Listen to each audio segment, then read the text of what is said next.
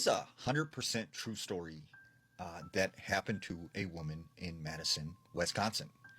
Now, there was this woman named Sherry who moved into this house with her two children in Madison, Wisconsin. Now, she said, at the time she didn't believe in anything supernatural. She really thought that was a bunch of nonsense. But she said, right away when they moved in, she would notice, out of the corner of her eye, sometimes shadows moving across the walls. She would hear strange noises that she couldn't explain. But she said for the most part, it was just a normal house. One night, she's upstairs in her bedroom and she's folding laundry. She hears talking coming from her son's room. So she makes her way over to his room. The door's closed. And she hears her son having a full-on conversation with someone. And she's like, who is he talking to, at 12:30 at night? So she opens the door, and when she looks in his room, he is not in his bed. So she starts yelling for him. She looks down and sees him next to the side of his bed, on his knees, crouched down, with his head under the bed, talking to someone. And she's like, hey, who are you talking to? Like, who's under there? And her son's like, I can't tell you. And she said, what do you mean you can't tell me? Like, who's under the bed? And he's like, I can't say. He'll get mad. And she's like, what? Who's under there? So she runs over to the bed and she looks underneath there. It's empty. There's nothing under there. So she's like, you know what? Just get back in bed. Like, just stop, doing whatever you're doing. Several weeks pass, and on a regular basis, she keeps finding her son talking to someone under the bed, except there's no one there. So after a few weeks of this happening, she thinks maybe something is wrong with her son. So she takes him to this child therapist. The therapist assesses him and says, he seems completely fine. It's probably just his imagination. So several months pass and he keeps on doing this. Well, one day she's sitting down in the living room with him and they're talking when she notices he has some scratches and bruises all over his body. And she's like, where did you get those scratches and bruises from? What's going on? And he's like, I can't say, I can't tell you. And she's like, yes, you have to tell me, what is going on with you? And finally he breaks down and he starts crying and stuff. And he just starts freaking out. And then he runs up to his room. So the mom, at this time is like, I don't know what to do. What is going on with my son? She's just panicking. Later that night, she's awoken to her son screaming in his bedroom. She runs as fast as she can. She goes in his room. She finds him halfway underneath the bed. He's grabbing onto the bed frame, and it looks like something is pulling him under the bed. So she immediately grabs him, pulls him out from under the bed. She looks under there. There's no one there. So she's like, you know what, this is weird. You're sleeping with me tonight. You're going to be in bed with me tonight. So they go back to her bedroom. He lays down. He falls asleep. She's sitting in bed. She can't sleep. She's freaked out about this whole situation. When all of a sudden she hears, shh, hey, come under the bed. And she's like, what? She looks over. Her son is sleeping. But then once again she hears, hey, come here under the bed. I need to talk to you. And it's like a man's voice. And she's like, no, who are you? Go away. And the man's like, come on, get under the bed. I need to tell you something. And she's like, no, I'm not going under the bed. And she said this man, whoever he was, just started yelling obscenities and getting really angry. So she grabs her son. They get out of the house. And she said she left that night and never went back. And still to this day, that house sits there.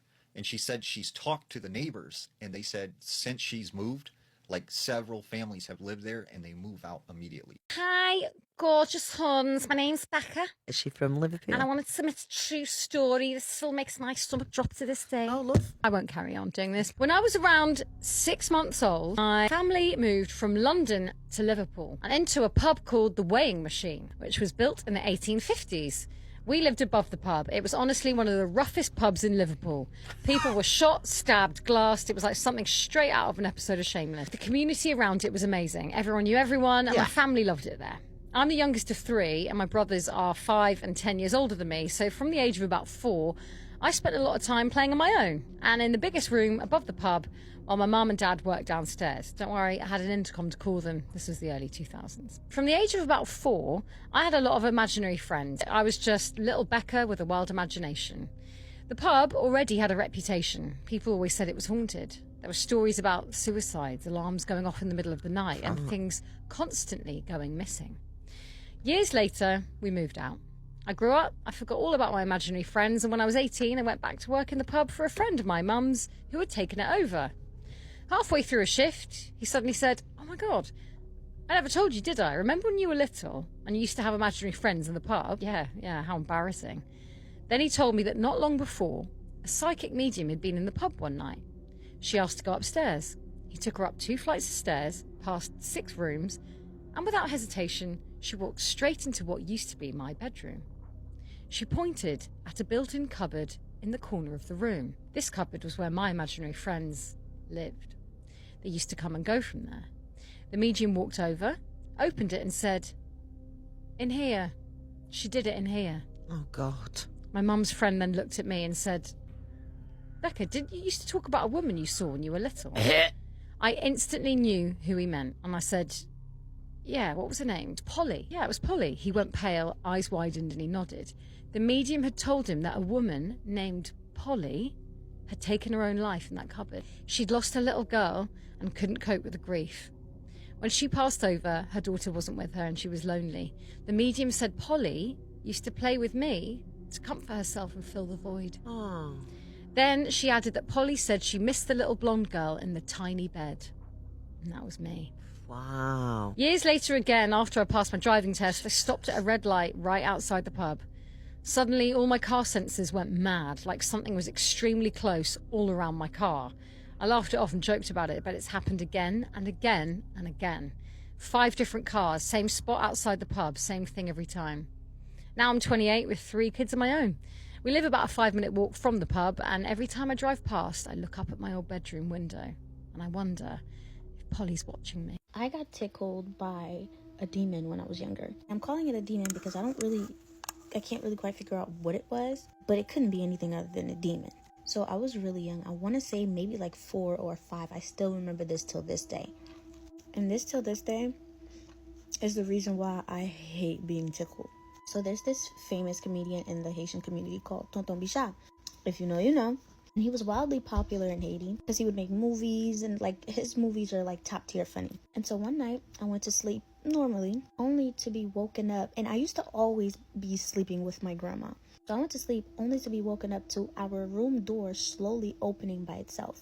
Mind you, I'm in sleep paralysis, so I cannot move. And so I'm watching the door open by itself, and in comes Tonton Bichard. And y'all, that's probably the scariest thing I ever in my life experienced as a child, because he walked in with like the most creepiest grin / smile on his face, and he's like staring straight at me, and he is not blinking.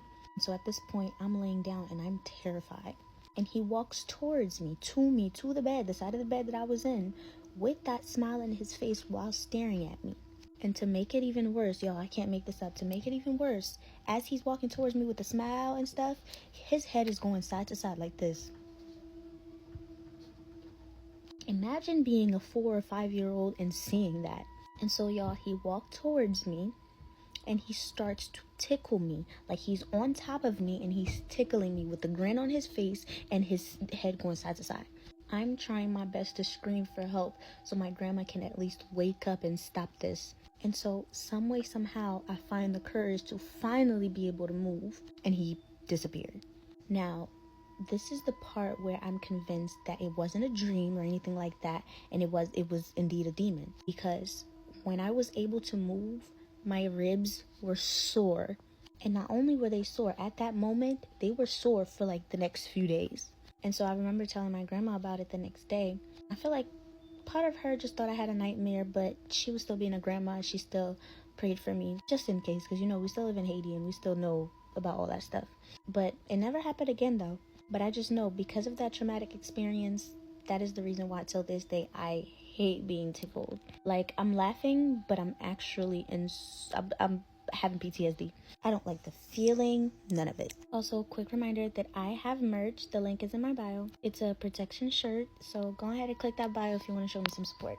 Have you ever experienced anything spooky while listening to a scary podcast? So there's this guy who is on a work trip and he had to stay in Mexico for about a month. And for that month, he decided to get an Airbnb. However, that place was on the 23rd floor of a building. So he admits that he is afraid of heights. And knowing that he had to stay there for a long time, he decided that when he was in the Airbnb, he was going to listen to a podcast just so that it could distract his mind. On the last day of staying in that Airbnb is when everything started happening to him. He claims that it was almost like if they were saying goodbye to him. He said that the day before he started preparing his suitcases and getting things ready because he didn't make friends there. He knew he was gonna have to leave, so he really didn't have much to do, so he decided to pack. He's packing everything, getting his suitcases ready to go by the door. So after that, he orders food and he's like, actually, I'm gonna binge the podcast because I have nothing to do. And by the time he knew it, it was 2 in the morning. He says that he wasn't just listening to the podcast, but he had actually put it on the TV and that he started to feel weird, but he doesn't know if it was because he was letting the stories take over him or he just felt vulnerable. In that moment, he started to hear scratching from the window behind him, and he did say that he had the blinds closed, but he started to think to himself what could that be? I'm on the 23rd floor. There's no balcony out there. It was just a window, and he started to get a little freaked out. He said that he still turned to look at the window with the blinds down, and he kind of wanted to see if maybe it was a bird or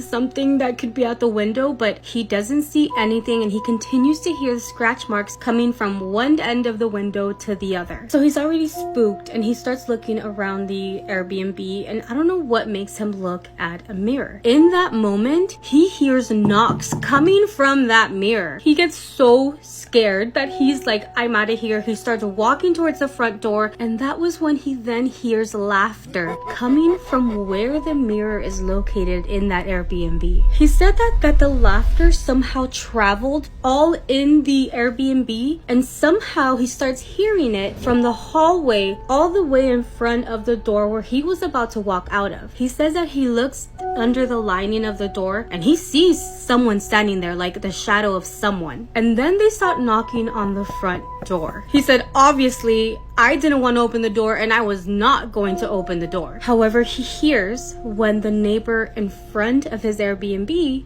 does open the door. He says that all he hears is the neighbor open the door and go, oh my God, and just slams the door shut.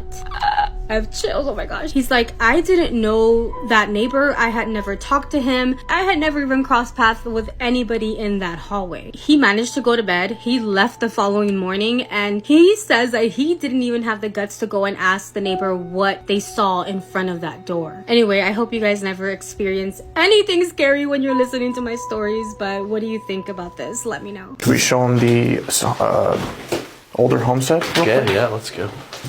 As you know. No, it's not. No, it's not.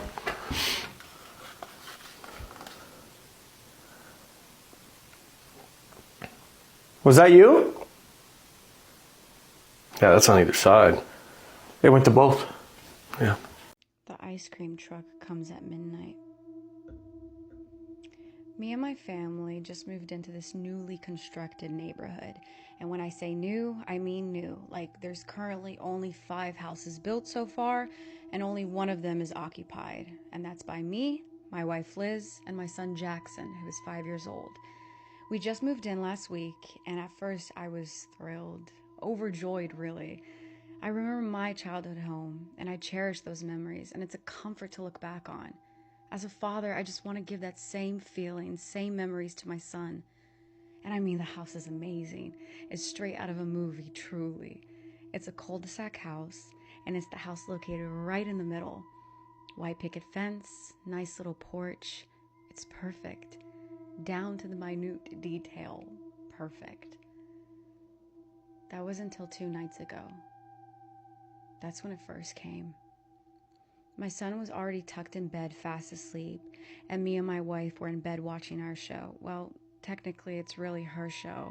I just pretend to be interested so that maybe I get lucky. I try to make a move by slightly tracing my finger on her thigh, her reacting to the tingle. Then the music started playing. At first, I thought it was just someone driving while playing music, coming to look at the new houses. But the music was like no Spotify playlist I've ever heard. No, this shit was creepy. I wish I could name the song for you, but all I can describe it as something you would hear come from an old jewelry box. I could hear the music creeping in from the corner of the street, making its way towards the top of our cul-de-sac. I jumped out of bed to take a peek out of the window as I spread the blinds open with my 2 fingers. I see it. It's parked right at the top, right next to the stop sign, illuminating the whole cul-de-sac with its bright fluorescent lights. What the hell? What is it? My wife asks. Well, it's an ice cream truck, I respond. My wife leaping out of bed, making a run for the window. What? No way! Oh, yes way. I look at the alarm clock, it's 12 a.m., and then I look back out the window, confused. Me and my wife stand there, both peeking through the blinds, just staring at it. It's a big ice cream cone protruding off of the roof, a pink umbrella sticking out from the side, and its fluorescent lights just beaming from the inside of the truck, letting off a slight electricity sound. Before I could say a word, I hear tiny footsteps running down the hall outside her room and making a break for it down the stairs. Jackson's up. As I open the bedroom door and I peek over the stair railing, he's on the last step. Hold it right there, mister, I say, stopping him in his tracks. Damn, that little sucker's fast one, ain't he? Where do you think you're going, bud? I ask. Daddy, the ice cream truck is here. Not so fast, kiddo. Back upstairs. He begins to insist he needs to go outside and get ice cream. And of course, I'm not on the same page as he is. So we then go through a 10-minute tantrum, followed by a mini negotiation session where we both come to a settlement agreement of us getting ice cream tomorrow and possibly a small Lego set if he helps Mom clean up the playroom. I hand him over to his mom to tuck him in bed. You got a tag team, okay? I just negotiated a settlement deal with a 5-year-old. My patience is little to none at this point. I love the kid, though. I kiss him goodnight as he waddles off with his mom. I'm downstairs at this point. I still hear that creepy-ass jewelry box music.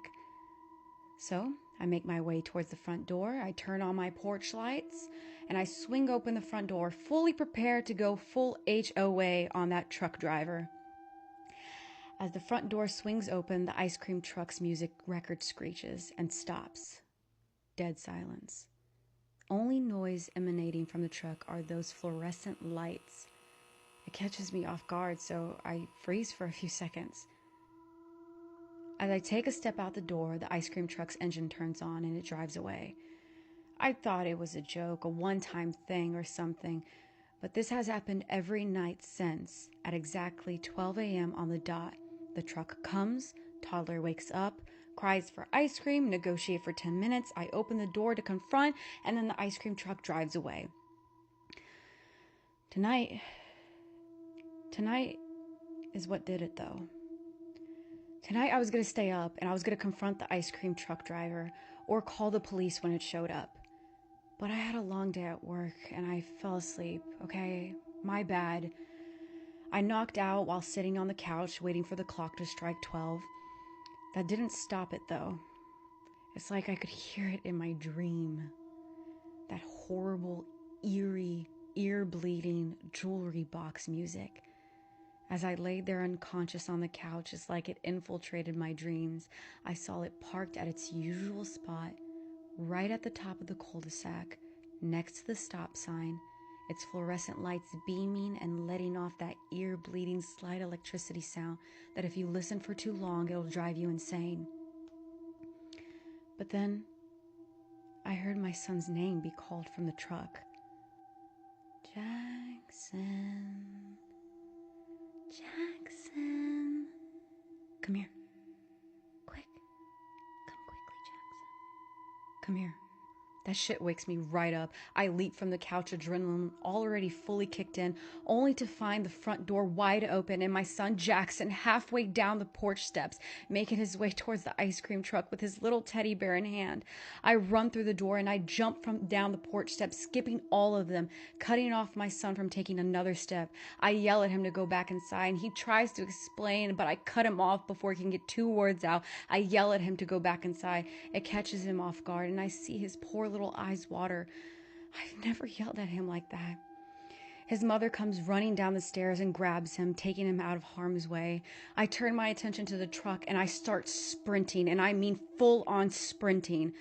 But before I can even reach it, it leaves. Catching my breath in the middle of the street of the cul-de-sac, I just start bawling. I start crying like a baby. What if I didn't make it? What if I didn't wake up? What if Jackson, oh my God, what if Jackson? All of the thoughts racing through my mind of the possibilities that could have happened. What the hell is going on? Of course, I call the police. I'm not stupid. Short story short, though, they can't do anything really. Well, at least not yet, they say. Now here I am, 12:41 a.m. on the dot, sitting on the couch, eyes bloodshot from my tears, trying to find out, why is this happening? Why us? Why now? Why here? Why is the ice cream truck coming at midnight? Good night. This is the scariest story that I've ever read. If you're new here, hi. I usually talk about pretty scary stuff, and I very rarely post videos from my bed, but I have been prolonging making a video about the story that I just read for probably like an hour and a half. And it's not only because it is so scary, there were some really strange things happening in my home when I was reading it. And I don't mean like this was a feeling that I was having in my stomach or anything. Like, I was genuinely hearing physical things happening around me. And if you're not new here, then you know that this has happened before with one other story, and it was about the same topic. But I just read a story about possession. So let's get into it. And before I start, I do just want to say I do keep moving my eyes around the room that I'm in because I keep hearing things when I stop recording or when I start recording, and it's kind of freaking me out. But the story comes from someone who would like to remain anonymous, and for obvious reasons I'm going to respect that. And the person who sent me this email says that they dabble in a bit of witchcraft. And what I think is interesting is at the beginning of this email they say that they dabble in witchcraft and proceed to say, I have always found this spiritual realm very interesting, but now I am so scared of it. And proceeds to say that these instances happen over the course of months. Now, the person who sent me this email says that they went to go see her long-distance best friend, and the moment she walked in the door, she could feel different energies around her friend. She doesn't really specify what kind of energy is around her friend. She just says that it was different than the other energies. So they try the Estes method in her friend's house. And if you're not familiar with the Estes method, I would recommend watching a video on it because the way I'm about to explain it is not going to make any sense. But during a paranormal investigation, one person will sit blindfolded with headphones on, and in the headphones, the sound is essentially going through frequencies of a radio station, much like a spirit box. The person who does not have the blindfold or the headphones on is asking the other one questions, and you are supposed to get answers back. Great example is Sam and Colby. They use this method a lot. So the person who submits the email is using the Estes method with her best friend, and I guess their other friend is there as well, so there are 3 people total. And while they were performing the Estes method, the person who sent me this email specifically says that she felt like she was being touched while she was asking these questions. And after a while, they decided to turn the lights off. And the moment the lights go off, she sees a face like here. This entity then approaches her best friend who is blindfolded. And that is when things go south. They immediately turn the lights on. They're screaming her name. They took the headphones off. They took the blindfold off. And she is just not waking up. After 5-10 minutes, she abruptly opens her eyes and her pupils are extremely dilated. She is very pale. Obviously, she's been pretty much knocked out for 10 minutes and she is not responding. I wish you guys could see the chills I have on my arms because she says that her friend just starts laughing. They're asking her questions and this thing is just toying with them. And after almost an hour, her friend finally comes to and is like, what the hell happened to me?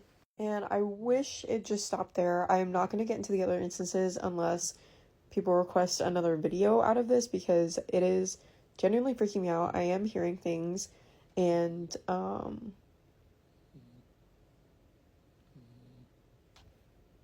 I know for a fact that was on video. I'm going to close out with this.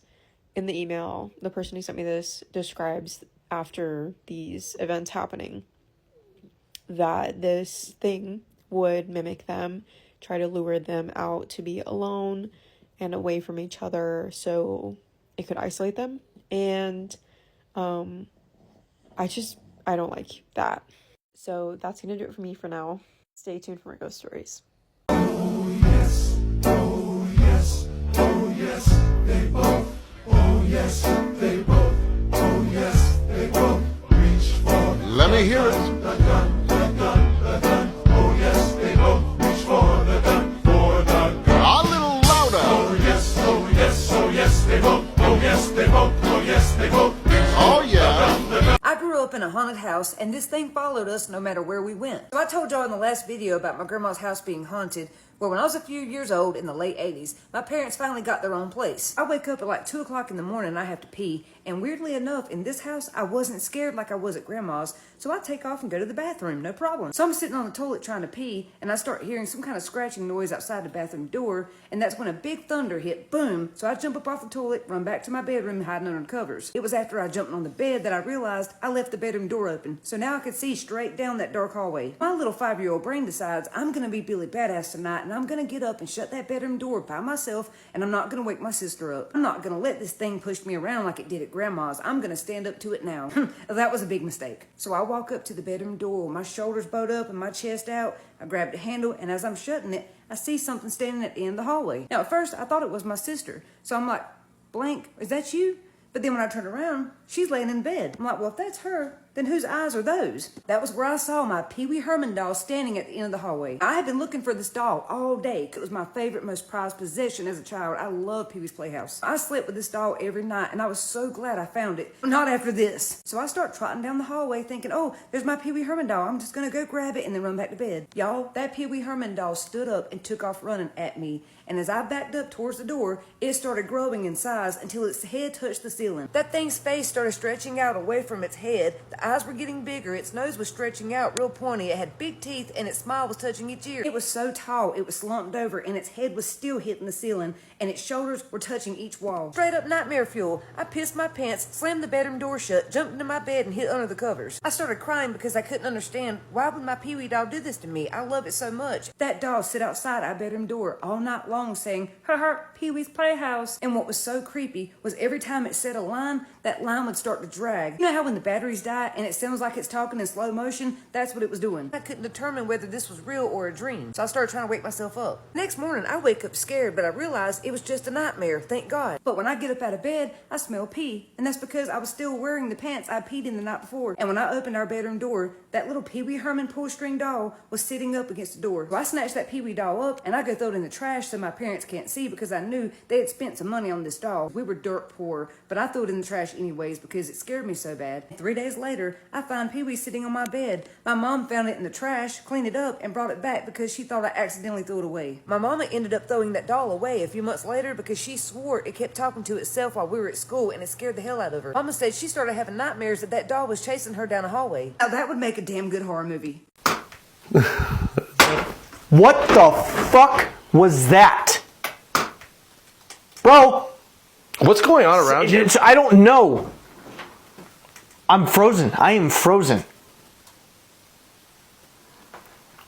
Did the window Sean. break? Stories like these scare me so much because I feel like this could happen to anyone, especially if you're like me and wake up at 3 or 4 in the morning if you need to travel so that you can be on the road by yourself. But then once you're in the road by yourself, that shit is scary. I feel like I would scare myself more though, because in my head I'm like, what if there's someone in the back seat? What if someone runs across in front of me? However, this story is probably worse than any of those options I just gave you, and probably even worse because it happened in Texas, where I'm from. This lady says that this happened to her when she was around 9 or 10 years old, and she was on the road from Laredo, Texas to Houston, Texas. She explains that her dad was the type of person who liked to drive in the middle of the night, so they did leave around 3 or 4 in the morning. After about an hour of them driving, they did stop at a gas station. When she did look outside of her window, she noticed that there was a truck driver who parked right next to them. She noticed how this really big truck driver opened his door to get out of the truck at the same time they were getting out of the car. So as this big dude was coming out of his truck, obviously his door had to have been open for a few seconds and then he closed it. But within those few seconds, she was able to notice that there was a lady inside that truck. A lady that was in like a fetal position with her hands and feet tied together. She said that she was only able to really see that the girl was in there because when he opened the door,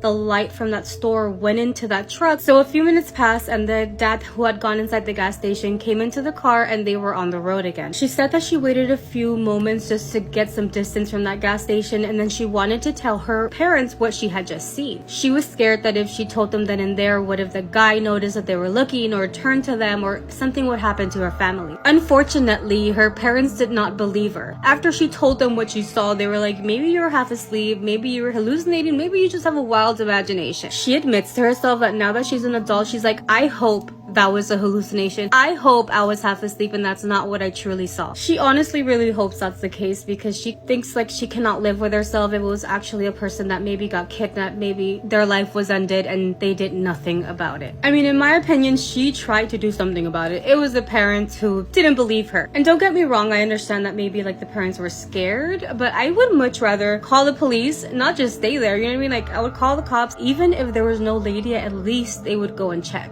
I feel like these stories are so much scarier to me than like ghost stories because yeah, we should be more scared of the living than the dead. But anyways, what do you guys think? You figure I'd learn by now to stop going to the club. So my friends and I were leaving the club. There's like 6 of us and it's like 3 in the morning. And we have to walk to our car, which is about a mile away, parked at the zoo. And while we're waiting at the stoplight to cross the street, this creepy old lady starts yelling at us. And I just told my friends, guys, just ignore her, don't worry about it. Then she runs across the street up to us and she asks in a really creepy voice, which one of you guys is the strongest and who do you want to strangle the most? And all of us were like, what? And so the light turns green and so we cross the street and she starts to follow us. And my friend says, guys, she's following us. Guys, she has a knife.